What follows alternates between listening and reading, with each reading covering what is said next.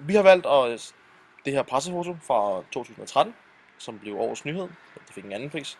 Det er lavet af Katrine Damkjær og blev publiceret i de fynske medier. Det er et billede af en slagtning af en hest, som vil foregå ved et privat slagteri. Og grunden til, at det er blevet så populært, det er, at efter de sager, vi havde omkring hestekød, så er det blevet meget mere populært at spise hestekød.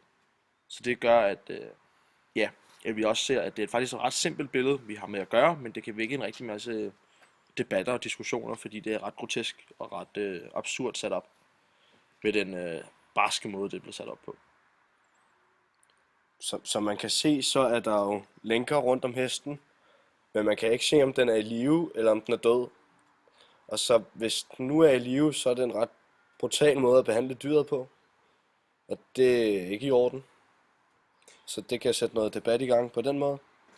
Vi antager jo stærkt, at den ikke er i live mere, fordi ellers vil det være decideret dyreplageri, det vi har vidner til. Men det er det, der gør billedet interessant, det er, at man sætter de tanker i gang omkring, hvad sker der egentlig, fordi man ikke ser hele dyret, man ser kun dens ben, så det gør det også en lille smule mindre brutalt, samtidig med, at det er meget stærkt, men det er også samtidig meget simpelt. Så hvad er noget af det, der gør billeder ret gode, at hvis man kan få noget meget simpelt til at udtrykke rigtig meget, og har rigtig meget information. Det får vi meget i det her billede. Som vi kan se, så er billedet taget, eller man kan ikke rigtig se, om billedet er sat op, eller om det bare er taget midt i et øjeblik. På den måde, altså man kunne godt forestille sig, at der har været en inde, og så været med til at overvære en slagtning af en hest, og så skyndt sig at tage et billede der. Men det kunne lige så godt være opsat, så han har fået det planlagt, at han har kunne tage det sådan der. Så det er svært at sige noget om det er et opsat billede, eller om det er taget i sådan lige nu og her. Det, der også er meget vigtigt at lægge mærke til, det er, hvis vi kigger på billedteksten ud til højre, så er det, at grunden til det her dyr, det skal slagtes, det er fordi, det er en gammel ridehest, som det bliver for dyrt i dyrlige udgifter til at slagte dem. Og det betyder, at det er blevet ret billigt at kunne få slagtet sine dyr.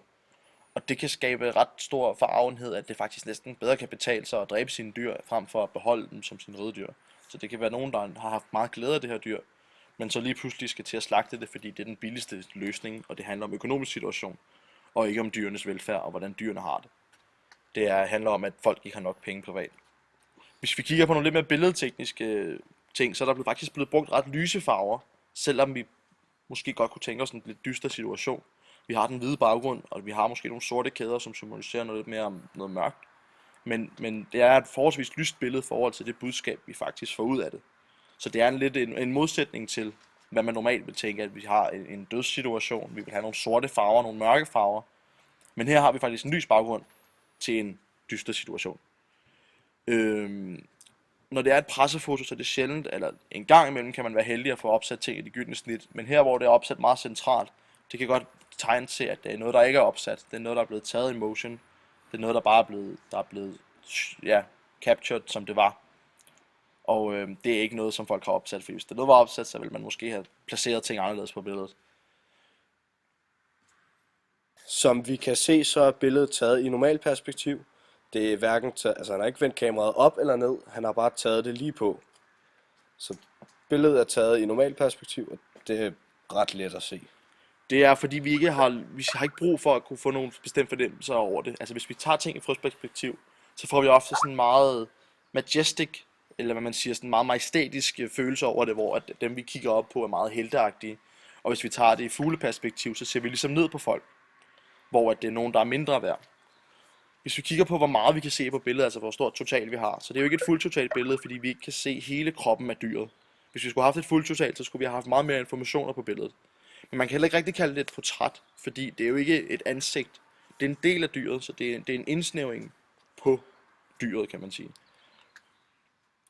Der er egentlig ikke så meget mere at sige om det her billede, men vi synes, det var et godt billede til at kunne skabe noget forarvelighed over et simpelt billede, der kan skabe en masse informationer og en masse tanker og sætte en masse ting i gang. Specielt fordi man ikke kan se hele dyret, kun kan se benene. Ja, det er det uvidende, der sætter tanker i gang. Selvom man ser så lidt, så er det måske ikke det man ser, man fokuserer på, men man fokuserer mere på det, man ikke kan se, om hvordan dyret egentlig har det.